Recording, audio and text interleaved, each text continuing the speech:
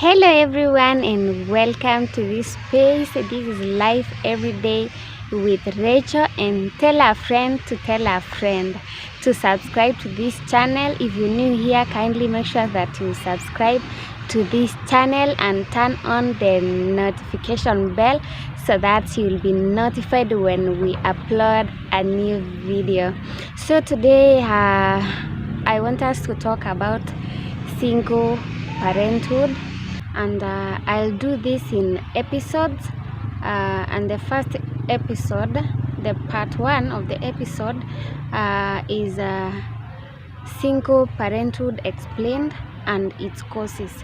You see that in the society that we are living in the world that we are currently in, there is a rise in single parenthood, and we want to really get to know what it is to be a single parent, or what is single parenthood, and what are the causes. That will be the part 1, and I'll continue doing other episodes to get to know and to get to expound more on single parenthood. And I'm not talking about something that I've not experienced.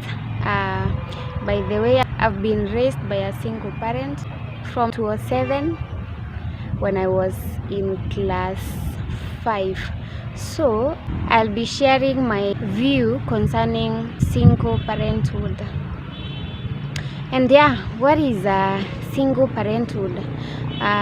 It is an act of raising children or a child by one parent without the help or support of a partner. You find that it can be either a male parent or a female parent. You see, when single parenthood is mentioned, most people think of single mothers, but it can be either a single mom or a single father. Research shows that 25% of the households are single parenthood households, and I want us to look at the causes.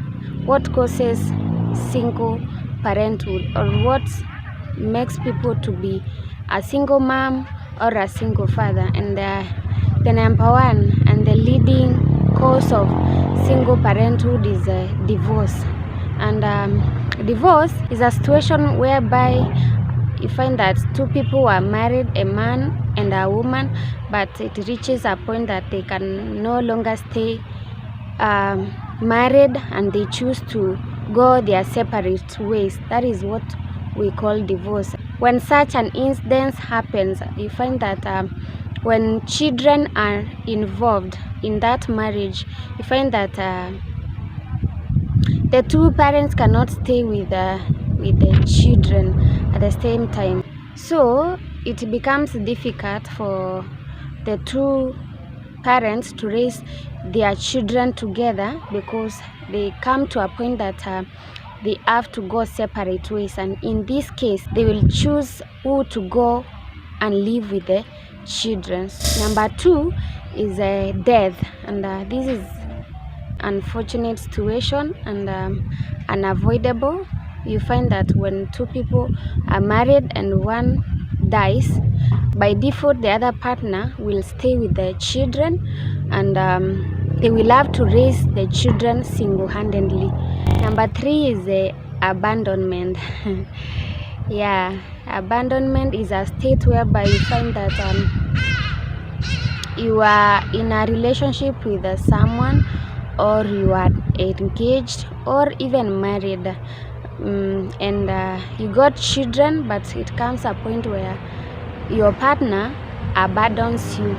They just go away from you, and you're left with the children to take care of the children alone. The other cause is that is number 4 is rape. Rape is a situation whereby you find that someone was forced into a sexual act, and in case of pregnancy, there is no accountability. You are not accountable to anyone because that someone raped you and they just left, and in most cases you don't know them, so you don't know who is the owner of the pregnancy, and now you are left alone to take care of the kid or of the children.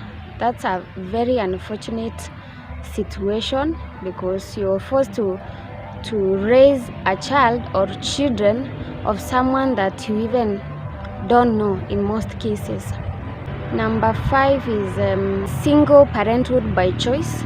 You find that someone can choose just to be single, not to get married, and they say that I'll go get a child, then bring up the child on my own. I don't want to get married. That is what we call single parenthood by choice. There's also another situation whereby someone gets pregnant unfortunately, by unfortunate circumstances, and they are not married. Someone who's unmarried, in this case we find that early pregnancies is one of them. Like you just meet a man and you get pregnant for them and you are not married to them, so you're left with that child or those children to take care of, and in this case you'll be alone because you are not married. Yeah, the next one is breakup, and this one is for the case of people that are in a courtship or in a relationship or in an engagement. You are engaged to someone, or you're in a relationship with someone hoping to get married, but in the process you get children or a child, and unfortunately a breakup happens. That the relationship is normal and everyone goes their separate ways, and so you are just left there to raise the children on your own. So the last one is adoption, and you find that a single person, someone who is not married or even someone who is not engaged, can choose to adopt a child or children, and in this case they will be living with those children, taking care of them and providing everything, and when they are on their own. Yeah, so that is it guys, and this is the first part. I'll do another part, number 2, on the effects of single parenthood, because it is very true that single parenthood has some effects on both the parents and also the children, and being a victim of the same. I think sharing